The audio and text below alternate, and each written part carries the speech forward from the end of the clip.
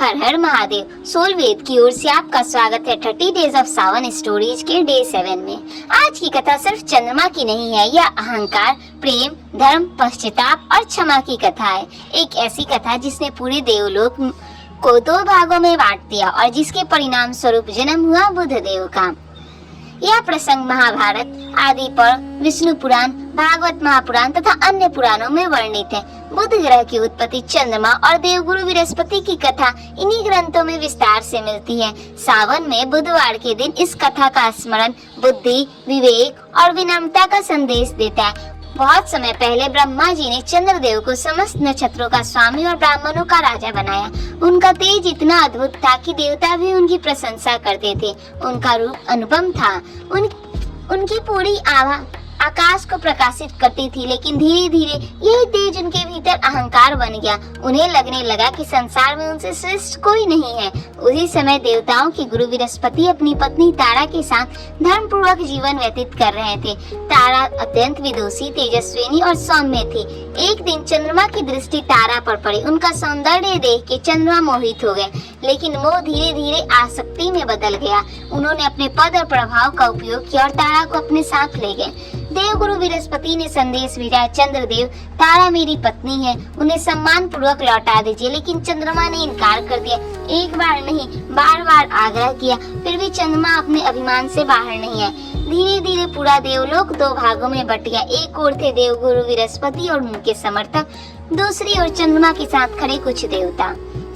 स्थिति इतनी गंभीर हो गई कि युद्ध की तैयारी होने लगी। देवताओं और ऋषियों ने अगर ये युद्ध हुआ तो पूरे लोगों का संतुलन बिगड़ जाएगा। तब स्वयं ब्रह्मा जी बीच में आए। उन्होंने चंद्रमा से कहा, हे सोम, शक्ति का अर्थ अधिकार नहीं होता, धर्म वही है जिसमें दूसरों के अधिकार का सम्मान हो। ब्रह्मा जी ने स्पष्ट कहा, पर स्त्री का हरण अधर्म है।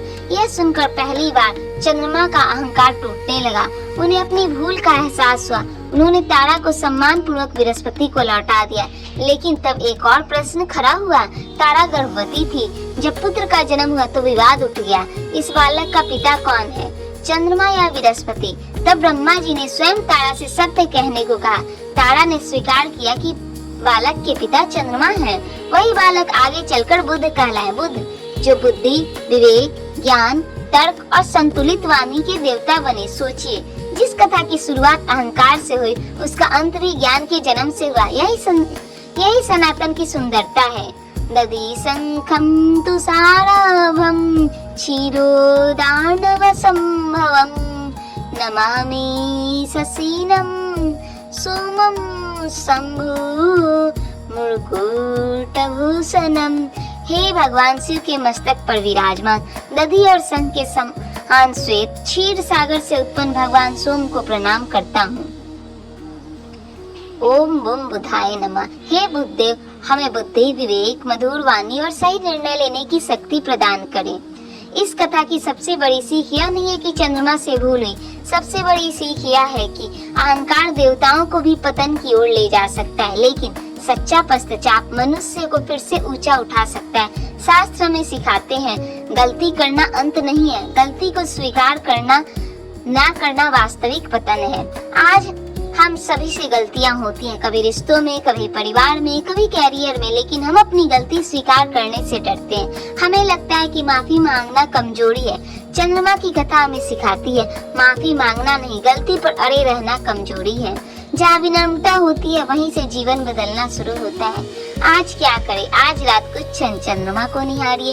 यदि किसी के प्रति मन में अपराध बोध है तो उसे स्वीकार करने का साहस जुटाइए। कम से कम 108 बार ओम बुम बुधाय नमः का जाप कीजिए और मन ही मन प्रार्थना कीजिए, हे प्रभु, मुझे सही निर्णय लेने की बुद्धि दीजिए।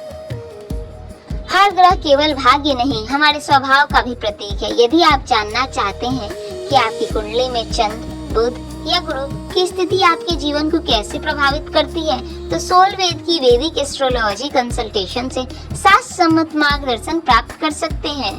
कल सुनिए देवी जयंतिका की कथा, एक ऐसी कथा जिनकी पूजा हर माँ अपने बच्चों की लंबी आयु, सुरक्षा और सुखी जीवन के लिए करती है। अगर आपको हमारी 30 डेज ऑफ सावन स्टोरीज श्रृंखला पसंद आ रही है तो वीडियो को लाइक करें, अपने परिवार के साथ शेयर करें और सोल वेद चैनल को सब्सक्राइब करना ना भूलें। हर हर महादेव।